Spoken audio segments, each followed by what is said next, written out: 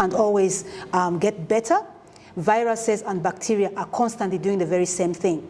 They want to survive, they want to mutate, they want to live. Viruses have absolutely no interest in being wiped off the surface of this earth. They are here to replicate and mutate and become stronger and overcome human beings. So we must remember that we human beings are fighting things that we can't even see. We can't see bacteria, we can't see viruses, we can't see protozoa. But as I said, they're trying to replicate. So scientists are constantly working behind closed doors to see how we can overcome disease and for us human beings to live longer. Now we must reflect back tens of years ago, hundreds of years ago, when we were fighting diseases like polio, we're fighting diseases like measles and all other bacterial infections.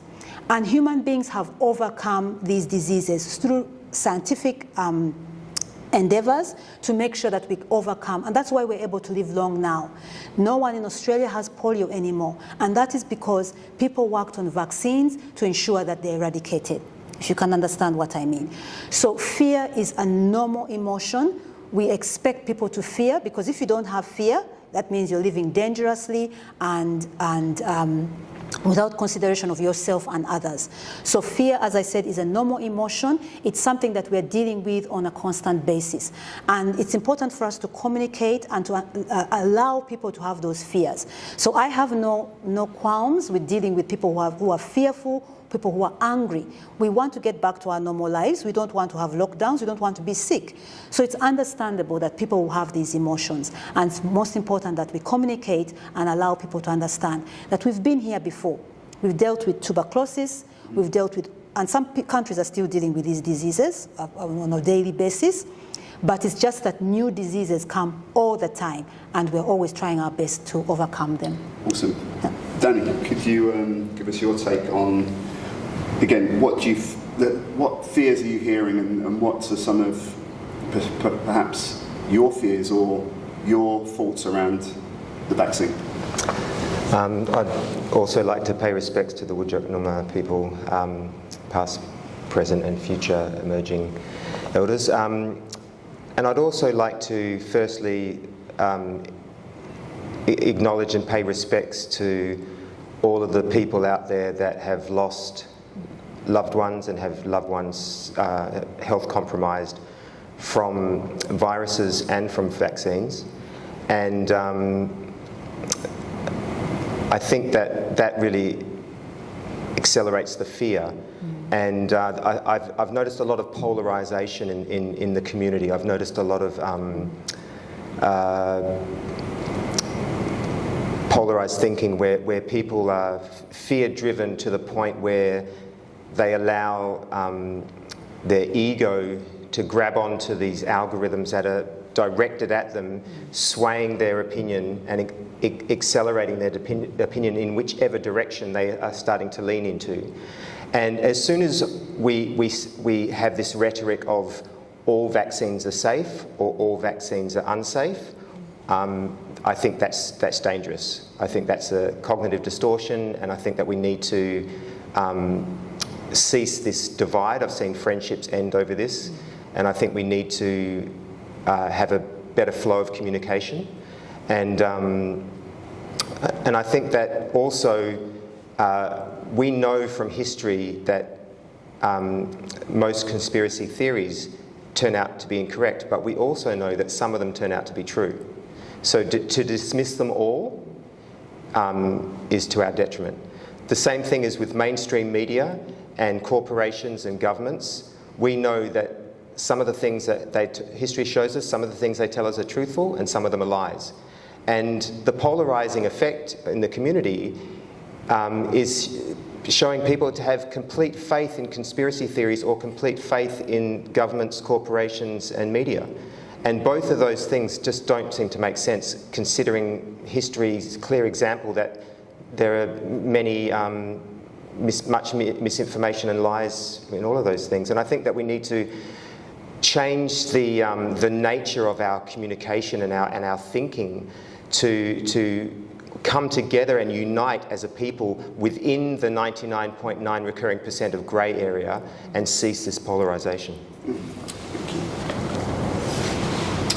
Thanks, guys. Some great answers there, and I totally agree with the points that you both made around the impact and the miscommunication, and we've had disease for a long time, and we continue to fight that behind closed doors.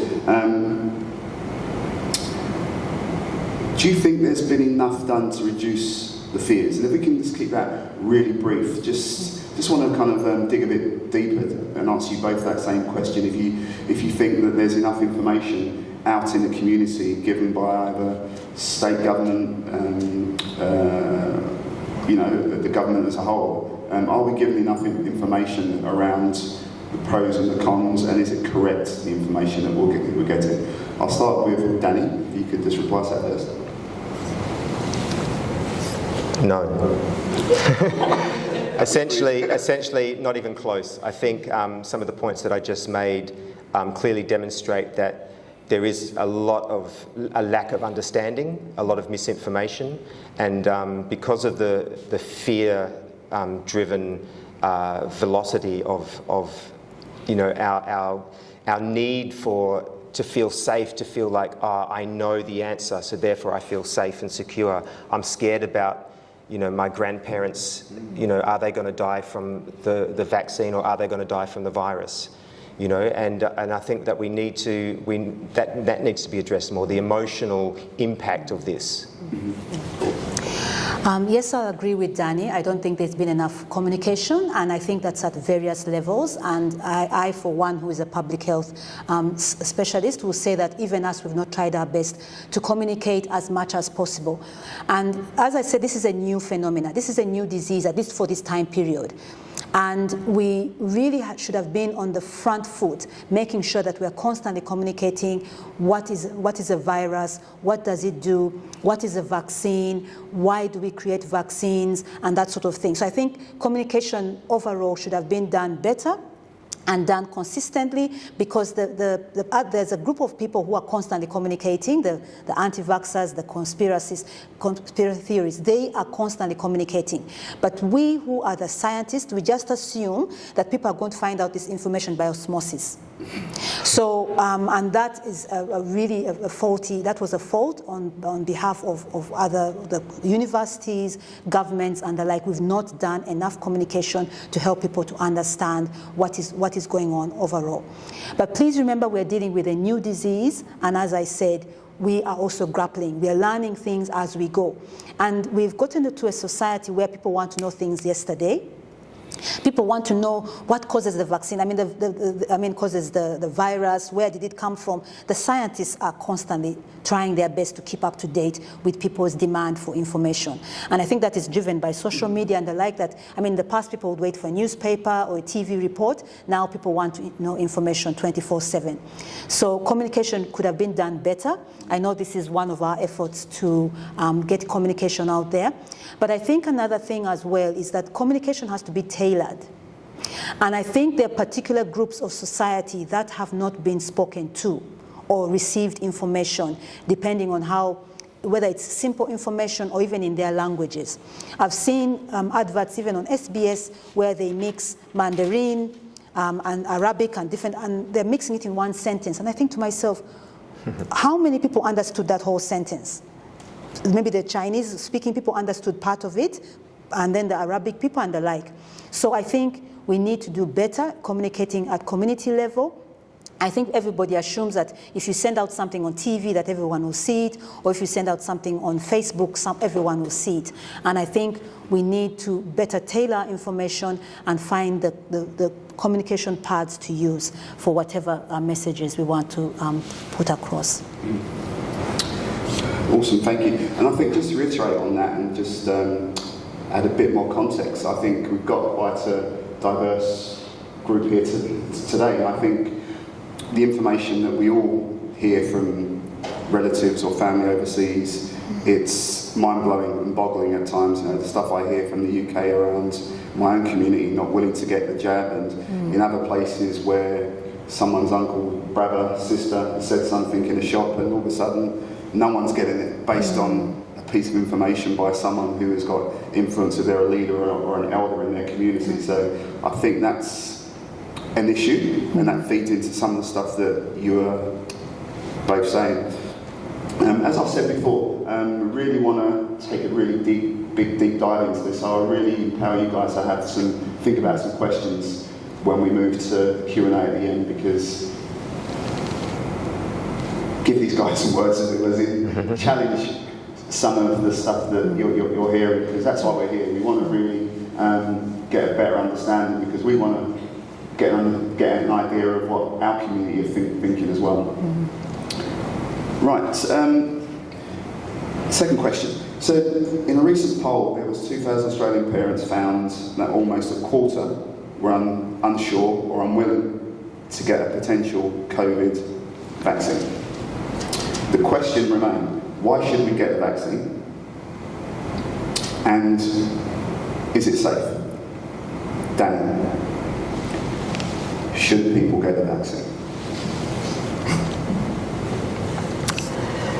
Thank you for that question. I think the answer to that is, I believe that people, it would be best if people have the freedom of choice to decide what enters their body, just like they decide what they eat, who they make love with, what medicines they take in general, and what they do with their body, whether they exercise or not. There are, and following that line, there are choices that people make every day that has on par similar consequences. For example, like somebody who eats a lot of animal products, doesn't exercise, smokes, drinks, eats a lot of fats and sugar, they are significantly reducing their level of health, and some of those people die. Obviously, I've heard a statistic that food kills more people in America than guns. You know, when we look at bowel cancer, heart disease, diabetes, you know, these are mostly from the food we eat, you know. And we're focused on this new boogeyman at the moment, but really it's important to look at the interconnectedness, and you know, all pandemics come from animals. We don't need to eat animals. Animal ag is the #1 destroyer of the environment that sustains us, and it's ridiculous that we're still in this outdated industry when, you know, like the people that profit from that is very few, and the people that are disadvantaged by it is great. Millions of people are starving to death unnecessarily, and yet we are not looking at the cause of all pandemics, animals, and we're still messing with them. And I think we need to move beyond that, and that conversation needs to be brought to the fore, because vaccines are a band-aid solution for a problem that we're continually causing, and that conversation has not been brought to the table because people are profiting from it. And once again, capitalism is overriding our well-being. The oligarchs that control everything, they have a huge influence on the media. All the information we received, they have a lot of influence on algorithms, and so people are still caught up in this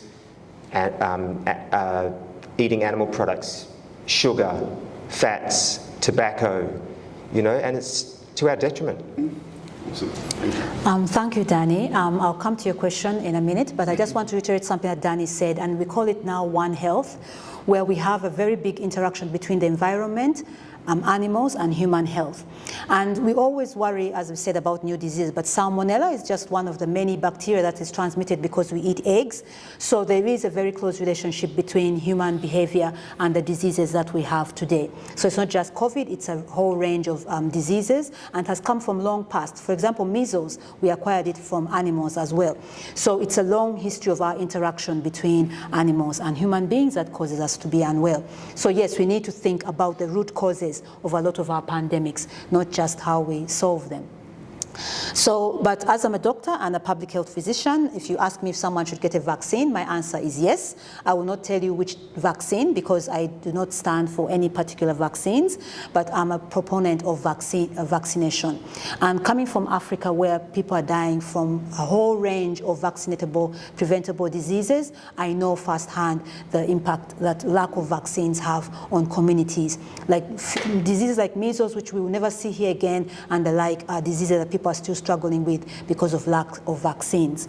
So I would propose for vaccinations. I won't, as I said, which one, and the jury's out on some of this, whether some are safe or not, but I would say that vaccines is one of the major ways that we can prevent disease transmission. Now, whether or not we should vaccinate or not, I put a picture back up there. And to be honest, looking down at Australia in the corner, where we see we have barely any number of cases, we in Australia do not need the vaccine because we do not have the disease here. That is just, like for example, if we don't have malaria here, we don't need to sleep under mosquito nets. So we do not need a vaccine as a country. But once those borders open, we will need a vaccine. And if you look clearly at what is happening in the US, what is happening in Brazil right now, what's happening in India, these are countries where, in particular US, where we have a lot of anti-vax rhetoric, people are lining up for vaccinations. They have seen how bad it is. So if Australia can cut itself off from the rest of the world, we do not need a vaccine here. That is, to be honest, we do not need a vaccine for disease that we do not have. And if you remember, most of our cases have come from outside. COVID did not start de novo from Australia. It didn't just start from here. It has come from people who are flying in and continues to come in from people who are flying into this country. So if we were able to cut ourselves off for the rest of our lives, then we do not need a vaccine here. But if those borders open, and as I've heard, Scott Morrison wants to open the borders in the next few months, we will have to either go back into lockdowns or the like. So ultimately, as Danny says, everybody has a choice. And we shall remain and say to jab or not to jab. People can decide on whether or not they want to jab or not. But ultimately, it comes down to the protection of the country, health-wise, and protection of the economy. Because we've all seen what happened last year in March. We had people come in with a disease, we had to go into lockdown. And we have to go down to the basics of disease transmission.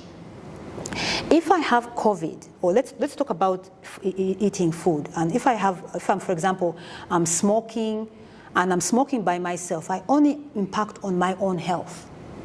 I mean, I may impact on the economy long term, but I impact on my own health. But if I have a communicable disease, a disease which I can give you, Colin, or which I can give you, Danny, it becomes another matter. I can't keep that disease to myself, whether or not it's a diarrheal disease, a sexually transmitted disease, or respiratory disease. Why we particularly worry about COVID-19 is because it's a respiratory disease. If it was a sexually transmitted disease, I can keep that to myself, or I can use a condom. But people cannot help but breathe. We have to breathe. And every time you breathe, you increase the chance of breathing in someone else's COVID virus. So, vaccination is about building your immunity. That's the basic thing about vaccine, building your immunity before you get to the real thing. So in summary, I know you asked me for a short answer, but that you can never get out of me. That is unheard of. We need to protect the country. If we don't want to go back into lockdowns, we have a choice, to jab or to lock down. That's what it basically comes down to, because our cases will go back up without doubt once they open those borders. Awesome. Great. What's both your thoughts on, let's say, our ability to travel? Once the borders come open, but there's this passport type of recognition that you've had it, and how do you feel about that if you get to the gates and says, where's your part, if you had to go, no, well, you can't travel.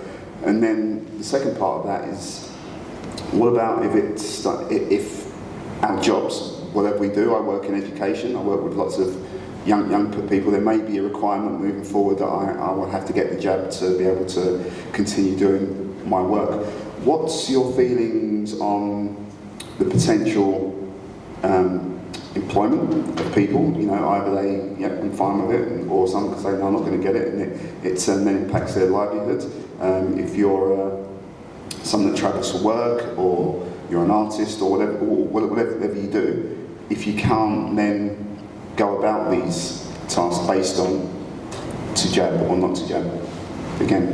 You want to take that first? As I said, you never get a brief answer out of me. So it's a very complicated issue, and I'll start with employment.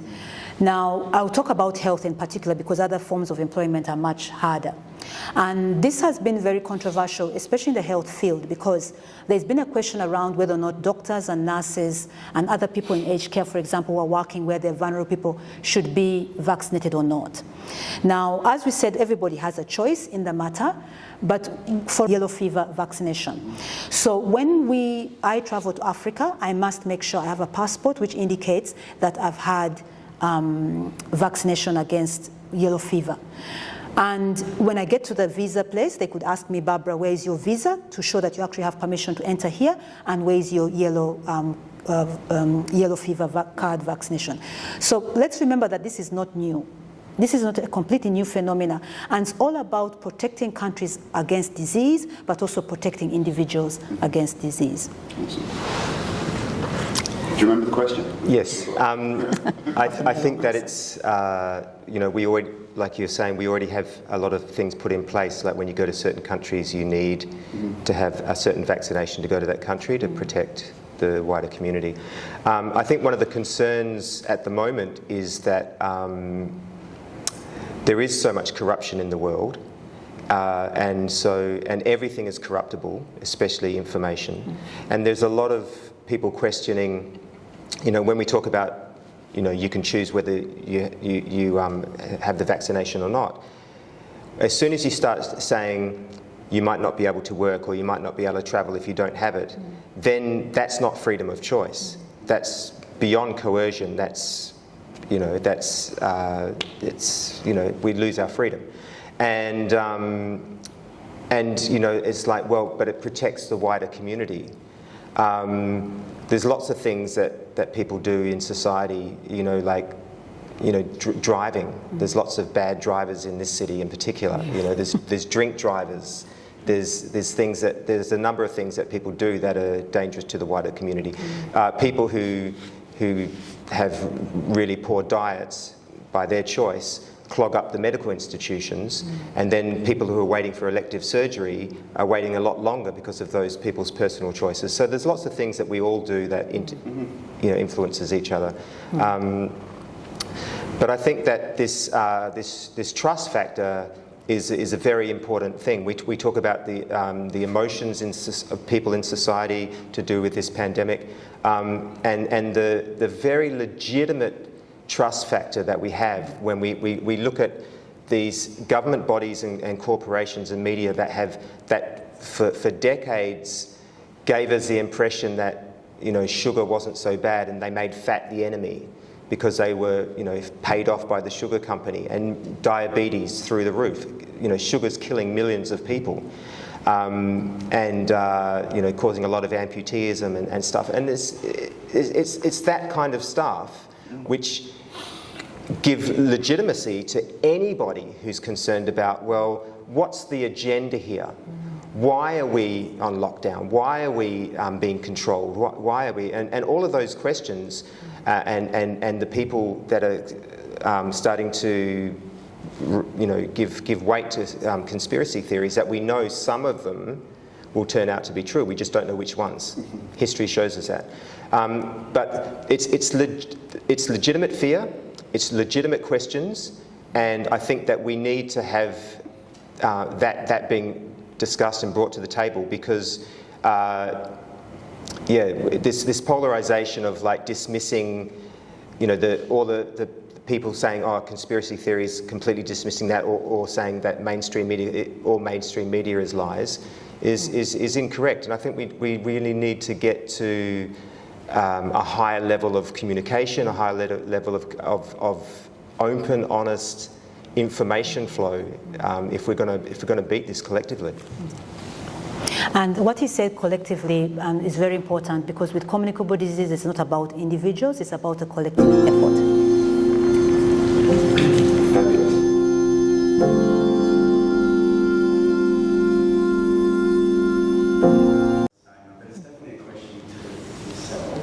Regarding Anthony Fauci, I'm sure you're aware, the Chief Medical Officer is running basically the information hotline to America and in terms of the world. He's factually clearly saying, it's not a conspiracy, that the vaccines, Pfizer, Moderna, AstraZeneca, all three, and Johnson & Johnson, do not stop infection, do not stop transmission, and are effective only in symptomology. So when you sort of say that for the borders to come down, we all need to be vaccinated, so that when we travel or someone travels in, we're not going to infect others or get infected. But quite clearly, the vaccines aren't effective, and we're being told straight up it's effective for symptomology, so transmission doesn't change, infection rates, and we're already seeing, false positives, from the PCR test of up to 85%, which is a known fact. It's published in the CDC, like the World Health. They've run the cycles down. In fact, this is information you don't know, but it's about false positives in the world. So we've got, there's the conspiracy theorists saying it's a case study, which I fully, it's a valid argument. So what you're saying is we need to vaccinate, even though Australia doesn't have it. But for the borders to be able to open. So therefore, when you say, your job is to do no harm and not infect someone, so you get the vaccine as a medical professional because you don't want to infect your patient. Quite clearly, the vaccine doesn't stop that. Example for measles, so that prevents you from getting the disease and also transmitting it as well.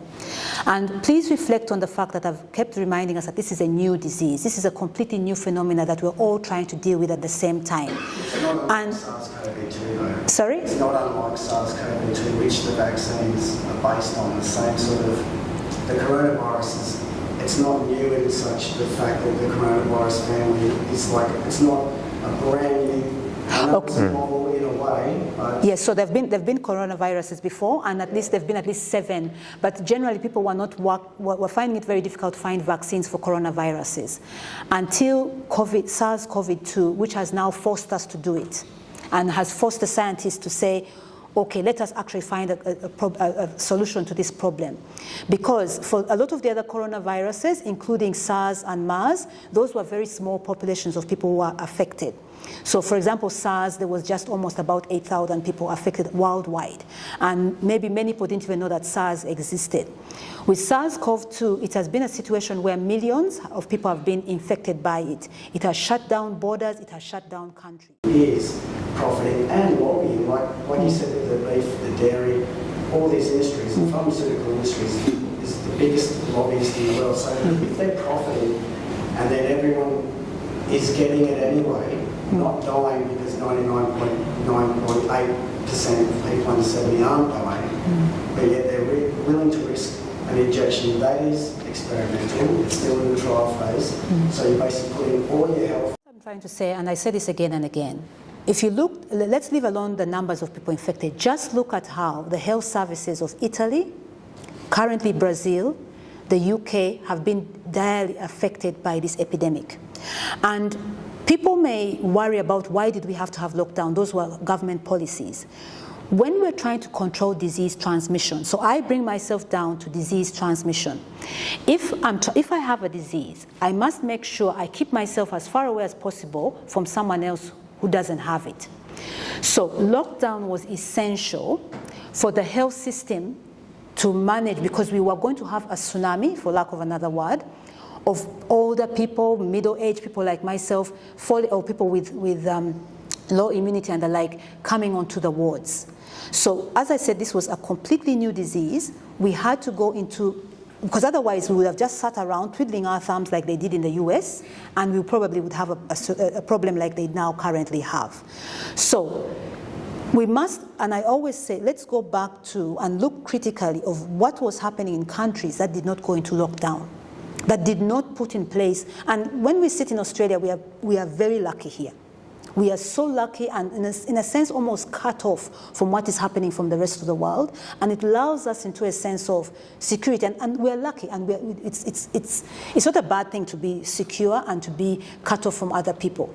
But you just have to look at what happened in Spain, you have to look at what happened in Italy and the US and the UK. These are countries that were overwhelmed by the number of cases who are dying. The fact is showing a lot of these deaths were pretty much flu or within the statistical anomalies of just another year. You know, it's not outrageous, and you can look at places like Sweden where, you know, it's showing now that they didn't lock down at all, and the deaths are pretty much on average over, I've seen much information showing it's pretty much within the normal range of seasonal deaths. So the fear is mainly from the media and from the government, and you can see through, you know, contacts overseas, etc. There's no pandemic. You know, you don't see people online saying, "I'm dying," you know, "This is it," and I'm take it seriously. It's real. You know what I mean? It's all on the TV. And that's all it is. You know, it's a fear-driven pandemic. And all this is meaningless. The PCR test, and you also have Dr. Kerry Mullis invented the PCR test. He said himself it's not meant to be used as a diagnosis instrument. So some people are allergic to penicillin, Tylenol, all of that. However, when it comes to vaccines, it is a one-size-fits-the-globe. Our sources of information are very different, so we'll just not... I'm just going by the inventor of the test, and that's what the officials are saying they're using, PCR tests. But what I'm saying, because... So you can't... And then a lot of this rhetoric is like, trust the science, you know, it's a conspiracy theory what he's saying, but the guy's saying it through his own mouth. Yeah. So it's not a conspiracy theory, it's fact. And to ignore it is not doing science.